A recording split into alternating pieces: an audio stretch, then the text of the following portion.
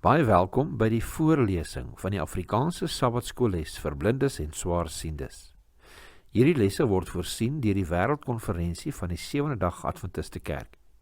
Die voorlesing van die les word aan u gebring deur SSL in samewerking met Adventiste Wêreldradio Afrikaans en word voorgeles deur Marlena Nel.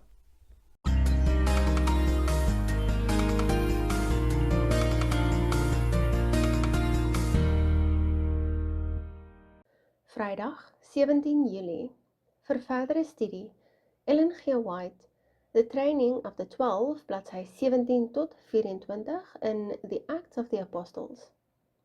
Die volgende aanhaling lees ons uit Ellen G. White, Testimonies for the Church, deel 1, bladsy 327. Die eenheid en samehorigheid van God se oorblyfselkerk, van die wat by die Bybelse leer hou, bring die wêreld op 'n kragtige wyse tot die besef dat hulle die waarheid het, dat hulle God se uitverkore volk en persoonlike eiendom is. Hierdie eenheid en eengesindheid verboureer die vyand en hy is vasbeslote om 'n einde aan die bestaan te bring. Dit is die huidige waarheid, soos gelees in 2 Petrus 1 vers 12, oftewel die waarheid wat aan julle bekend gemaak is, wat van harte geglo en as voorbeeld uitgeleef word, wat God se volk verenig en wat 'n kragtige indruk op die wêreld maak. Ellen G. White, Testimonies for the Church, deel 1, bladsy 327. Die volgende gedeelte lees ons uit Ellen G. White, Testimonies for the Church, deel 4, bladsy 1-7. God lei sy kinders as volk uit geestelike Egipte.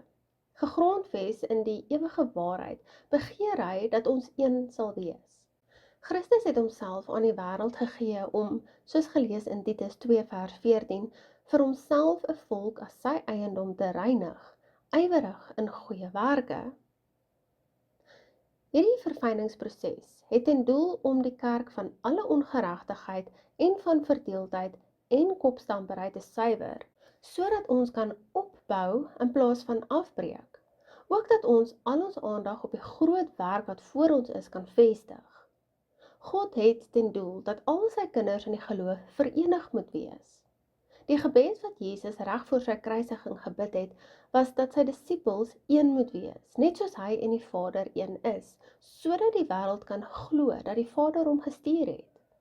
Hierdie hartroerende en wonderlike gebed vind weerklank in elke eeu, selfs in ons sin. Jesus sê in Johannes 17 vers 20, ek bid egter nie net vir julle nie, maar ook vir die wat deur julle woorde tot geloof in my sal kom.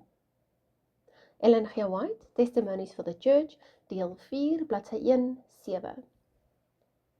Vraag vir bespreking. Vraag nommer 1. Teen die einde van Jesus se aardse bediening bid hy vir eenheid onder sy disippels in Johannes 17 vers 21 tot 23 wat lees, dat hulle almal een mag wees, sodat die wêreld kan glo dat U my gestuur het.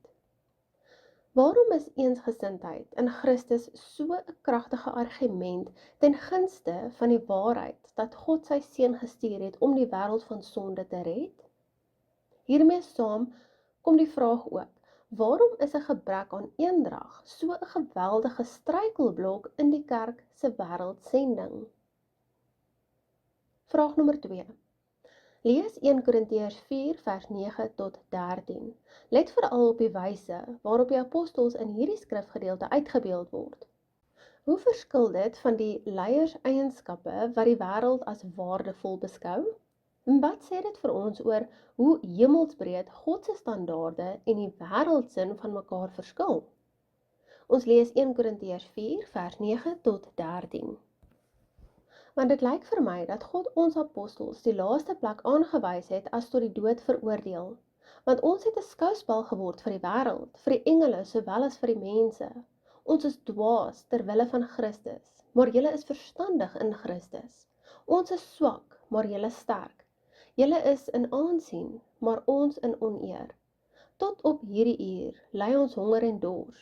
Is ons naak en word geslaan en swerwe ons rond en spoeg ons deur met ons eie handewerk, word ons uitgeskel, ons seun word ons vervolg, ons verdra dit, word ons belaster, ons troos soos uitvaagsels van die wêreld het ons geword, die afskraapsel van almal tot nou toe. 1 Korintiërs 4 vers 9 tot 13. Vraag nommer 3. In Korintiërs 4 vers 16 doen Paulus 'n beroep op die Korintiërs om sy voorbeeld te volg.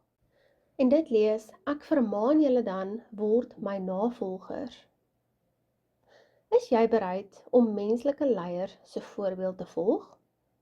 Is daar moontlik 'n verskil tussen die doodgewone navolging van 'n leier en om dit op 'n oormatige en selfs roekelose wyse te doen? Kom ons sluit af met gebed. Ons liefdevolle Hemelse Vader, ons dankie vir die voorreg dat ons weer hierdie week u woord kon bestudeer. Dankie liewe Heer vir die lesse wat ons kon leer uit die briewe wat Paulus geskryf het aan die Korintiërs en dat ons nog soveel meer het om na uit te sien. Ons besef opnuut dat u ons geroep het om een te wees in Christus en dat Jesus alleen die middelpunt van ons geloof en ons gemeente behoort te wees.